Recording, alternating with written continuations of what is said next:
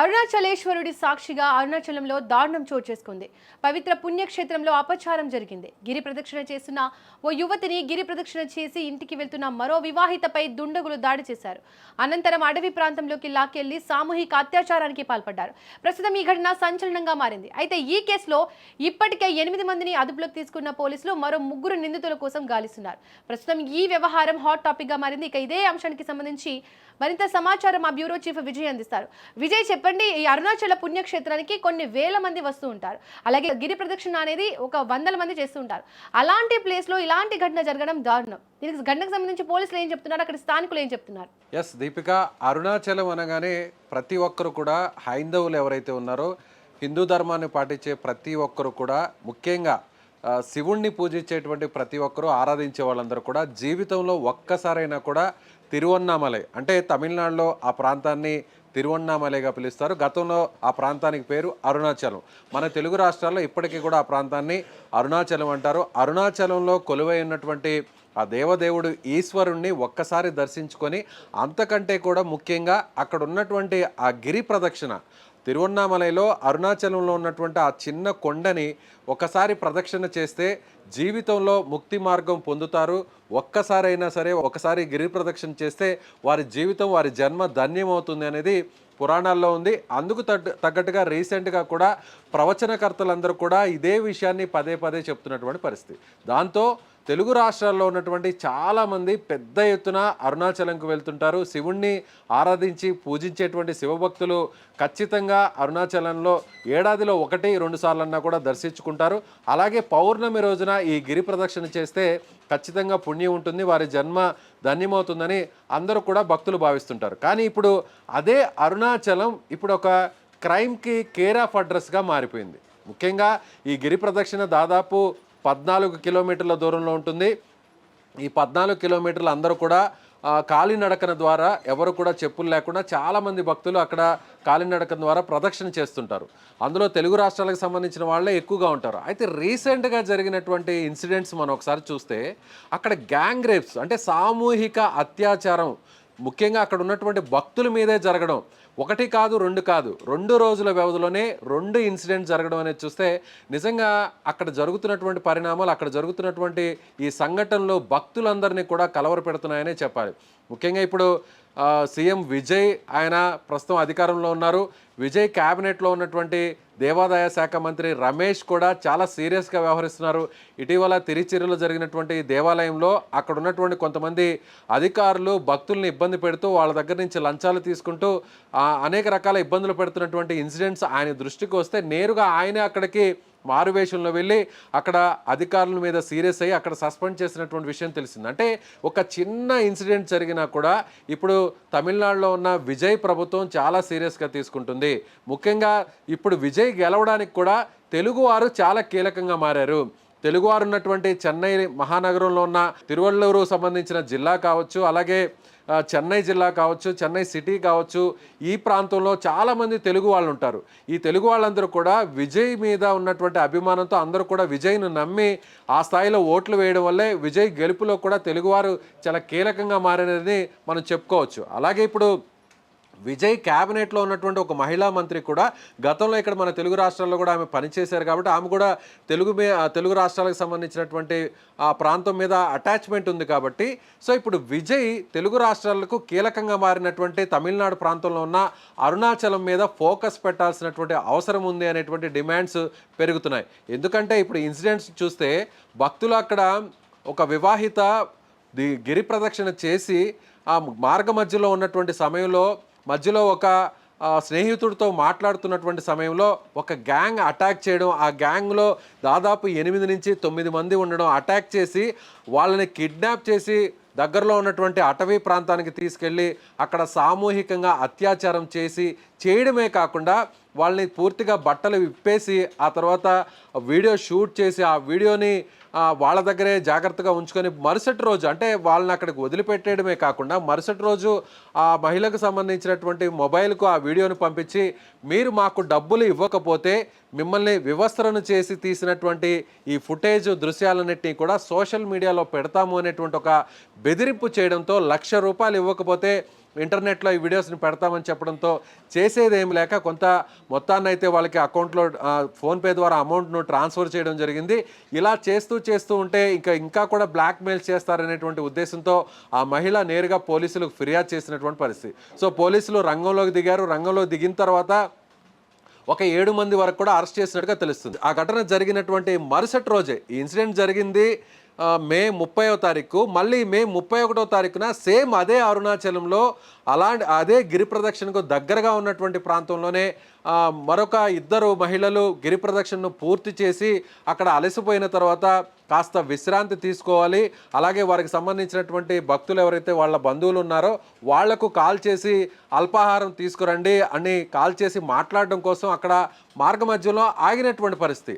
అదే సందర్భంలో మళ్ళీ ఇంకొక టీం వచ్చింది, ఇంకొక గ్రూప్ వచ్చి నేరుగా మళ్ళీ కిడ్నాప్ చేయడం, వెంటనే వాళ్ళను కూడా అక్కడికి అటవీ ప్రాంతంలోకి తీసుకెళ్ళి ఇలా సామూహికంగా అత్యాచారం చేయడం చూస్తుంటే పవిత్రమైనటువంటి పుణ్యస్థలంలో, అందులోనూ చాలా ముఖ్యమైనటువంటి పుణ్యస్థలం తమిళనాడులో కావచ్చు, దక్షిణ భారతదేశంలో కావచ్చు, దేశంలోనే అరుణాచలంకు ఉన్నటువంటి కీర్తి ప్రతిష్టలు, ముఖ్యంగా అక్కడ భగవంతుడి కోసం అందరూ ఎంతో భక్తితో అక్కడికి వెళుతుంటారు.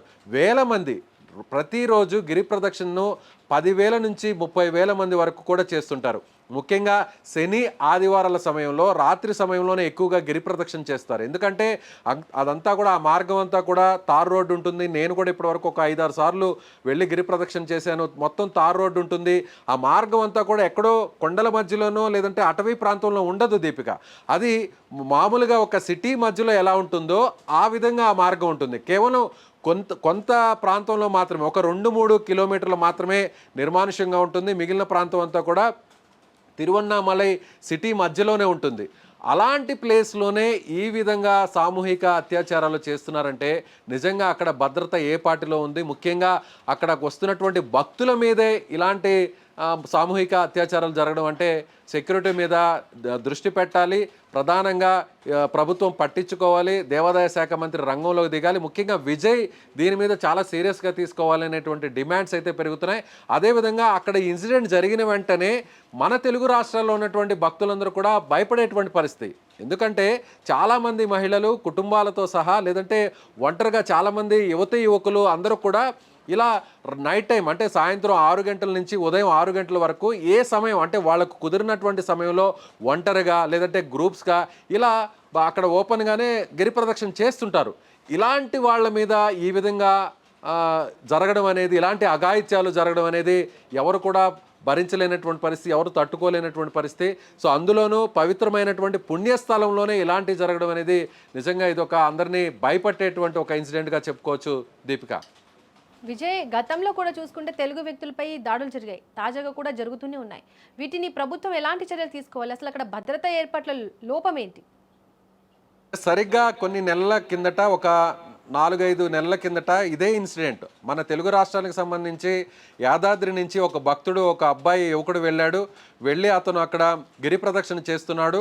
కరెక్ట్గా నిర్మానుష్యంగా ఉన్నటువంటి టైంలోనే కొంతమంది దొంగలు అక్కడికి రావడం జరిగింది, నేరుగా అటాక్ చేయడం జరిగింది. అతని దగ్గర ఉన్నటువంటి ఆ గోల్డ్ కొంత అమౌంట్ను కూడా తీసుకువెళ్ళడం, పోతూ కూడా అక్కడ గిరి ప్రదక్షిణ చేస్తున్నటువంటి ఈ అబ్బాయి మీద అటాక్ చేసి హత్య చేసినటువంటి పరిస్థితి. అంటే గిరి ప్రదక్షిణకు వెళ్తున్నటువంటి భక్తుల మీద హత్యలు జరగడం, ఇప్పుడు మహిళల మీద సామూహిక అత్యాచారాలు జరగడం అనేది ఇప్పుడు అరుణాచలంలోనే ఇలాంటి ఇన్సిడెంట్స్ వరుసగా జరగడంతో ఇప్పుడు భక్తులందరూ కూడా భయపడుతున్నారు.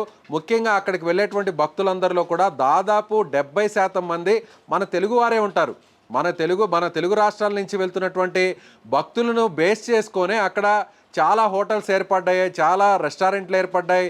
సో మన తెలుగు లాంగ్వేజ్లోనే అక్కడ బోర్డ్స్ ఉంటాయి, తెలుగు మాట్లాడేటువంటి టూరిస్ట్ గైడ్లు ఉంటారు, హోటల్స్ యాజమాన్యాలన్నీ కూడా కొంతమంది అయితే తెలుగు నేర్చుకొని మరి కూడా వ్యాపారాలు చేస్తున్నటువంటి పరిస్థితి. కాబట్టి ఇప్పుడు ఇది తమిళనాడు రాష్ట్రానికి సంబంధించినటువంటి ఒక తిరువన్నామలై అరుణాచలం ప్రాంతానికి సంబంధించిన భద్రతే కాదు, ఇది యావత్తు దక్షిణ భారతదేశానికి సంబంధించినటువంటి ఒక సెన్సిటివ్ ఇష్యూగా, ముఖ్యంగా హిందువులకు సంబంధించినటువంటి వారి మత ఆచారాలకు సంబంధించినటువంటి కీలకమైన పుణ్యక్షేత్రం కాబట్టి విజయ్ చాలా సీరియస్గా ఈ ఇన్సిడెంట్ని పరిగణలోకి తీసుకోబోతున్నారు.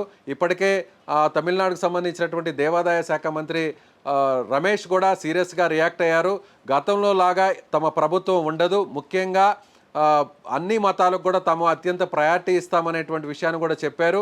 సో ఇప్పుడు కూడా గిరి ప్రదక్షిణకు సంబంధించి కూడా భద్రతను పెంచాల్సినటువంటి అవసరం ఉంది.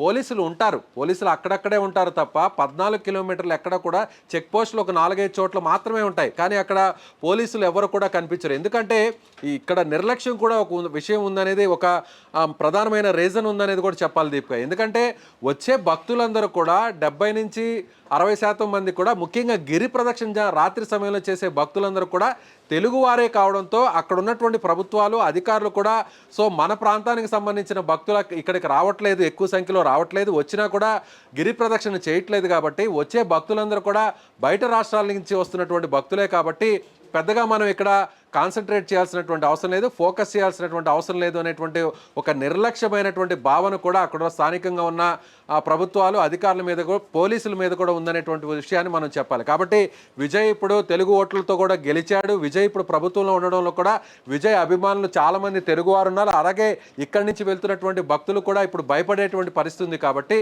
విజయ్ దీని మీద చాలా సీరియస్గా ఫోకస్ చేయాలి.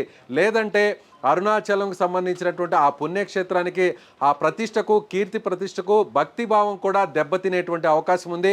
భక్తులు ఇక్కడి నుంచి భయపడి వెళ్ళాలన్నా కూడా ఆలోచన చేయాల్సినటువంటి పరిస్థితి ఉంది. కాబట్టి చాలా సీరియస్గా తీసుకోవాలి. ఇప్పటికే అక్కడ తమిళనాడులో రీసెంట్గా జరిగినటువంటి ఇన్సిడెంట్ గురించి కూడా చెప్పాలి. కోయంబత్తూరులో ఒక 10 సంవత్సరాల బాలిక మీద ఇదే విధంగా అత్యాచారం జరిగితే విజయ్ చాలా సీరియస్గా తీసుకున్నాడు. ఎమోషనల్గా తాను ఒక ట్వీట్ కూడా చేయడం జరిగింది, తాను ఒక పోస్ట్ కూడా చేయడం జరిగింది. ఆ తల్లిదండ్రుల స్థానంలో ఉంటే నాకు ఒక కుమార్తె ఉంది, ఎంత క్షోభ అనుభవిస్తుంటారో, ఆ పాప ఎంత విలవిల్లలాడి ఉంటుంది అనేటువంటి ఒక తండ్రిగా ఎమోషనల్ అవుతూ తాను చేసినటువంటి పోస్ట్ మనం చూసాం. ఆ వెంటనే ఎవరైతే ఆ నిందితుడు ఉన్నాడో, ఎవరైతే ఆ అత్యాచారానికి పాల్పడినటువంటి వ్యక్తి, అతన్ని అరెస్ట్ చేసి అదుపులోకి తీసుకొని మీడియా ముందుకు తీసుకొచ్చేటువంటి క్రమంలో అక్కడ కొంతమంది ఐపీఎస్ ఆఫీసర్స్ కాస్త వాళ్ళంతా కామెడీ చేస్తూ సరదాగా నవ్వుతూ గడిపినటువంటి దృశ్యాలన్నీ కూడా సోషల్ మీడియాలో వైరల్ అయ్యాయి. ఆ వెంటనే విజయ్ ప్రభుత్వం చాలా సీరియస్గా తీసుకుంది. అక్కడ ఉన్నటువంటి ఐజీతో పాటు ఇతర మొత్తం 3 ఐపీఎస్ల మీద సస్పెండ్ చేసినటువంటి విషయం తెలిసింది. కాబట్టి ప్రతి చిన్న విషయం మీద, ముఖ్యంగా ఇలాంటి సామూహిక అత్యాచారాలు లేదంటే ఇలాంటి అత్యాచారాల మీద చాలా సీరియస్గా రెస్పాండ్ అవుతుంది విజయ్ ప్రభుత్వం. అందులోనూ తాను అధికారంలోకి వచ్చిన తర్వాత 2వ సంతకం చేసినటువంటి సంతకం కూడా మహిళల భద్రత, యువతులకు సంబంధించినటువంటి భద్రత, వాళ్ళ మీద ఇలాంటి దారుణాలు జరగకుండా ఉండడం కోసం ప్రత్యేకంగా కొన్ని షీ టీమ్స్ని కూడా ఏర్పాటు చేస్తూ విజయ్ సంతకం చేశారు. కాబట్టి ఇప్పుడు విజయ్ ప్రభుత్వానికి ఇది ఒక పెద్ద సవాలుగా మారుతుంది. అరుణాచలం సమస్య ఒక పెద్ద ఇష్యూగా మారేటువంటి అవకాశం కూడా ఉంది దీపిక. విజయ్, ఈ ఘటనలో మొత్తం 11 మందిని గుర్తించినట్టుగా తెలుస్తోంది, మరో 3 పరారీలో ఉన్నట్లు తెలుస్తుంది. వాళ్ళ వివరాలు ఏంటి విజయ్?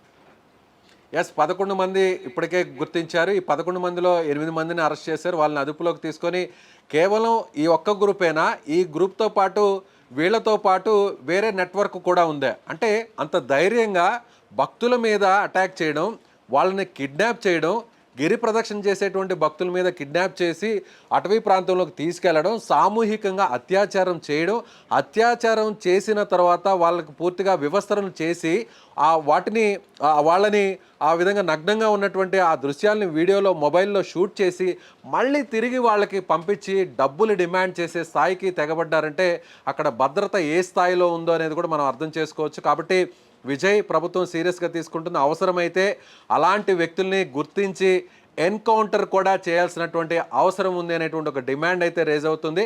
సో చూద్దాం విజయ్ గవర్నమెంట్ దీన్ని ఏ విధంగా తీసుకుంటుంది, అదుపులోకి తీసుకున్న వారిని ఏ విధంగా శిక్షిస్తారు, ఈ విధంగా భక్తుల నుంచి వస్తున్నటువంటి డిమాండ్కు తగ్గట్టుగా ఎన్కౌంటర్ చేస్తారా, లేదంటే కఠినమైనటువంటి శిక్షణ వేస్తారా, విజయ్ దీన్ని ఏ విధంగా తీసుకుంటారో కూడా చూడాల్సినటువంటి పరిస్థితి Deepika. Right Vijay, thank you. ఇక పవిత్ర పుణ్యక్షేత్రంగా పేరొందిన అరుణాచలంలో చోటు చేసుకున్న ఈ సామూహిక అత్యాచార ఘటనలు భక్తులనైతే తీవ్ర కలవరానికి గురిచేస్తున్నాయి. భక్తుల భద్రతకు సవాల్గా మారిన ఈ సంఘటనలపై పోలీసులు వేగంగా స్పందించి ప్రధాన నిందితులను అరెస్ట్ చేయడం కొంత ఊరటనిచ్చినా ఇలాంటి ఘటనలు మళ్లీ జరగకుండా కట్టుదిట్టమైన భద్రతా చర్యలు చేపట్టాల్సిన అవసరం ఎంతైనా ఉంది. పవిత్ర క్షేత్రాలపై ప్రజల్లో ఉన్న విశ్వాసాన్ని కాపాడడం ఇప్పుడు అధికారుల ముందున్న ప్రధాన సవాల్గా మారింది.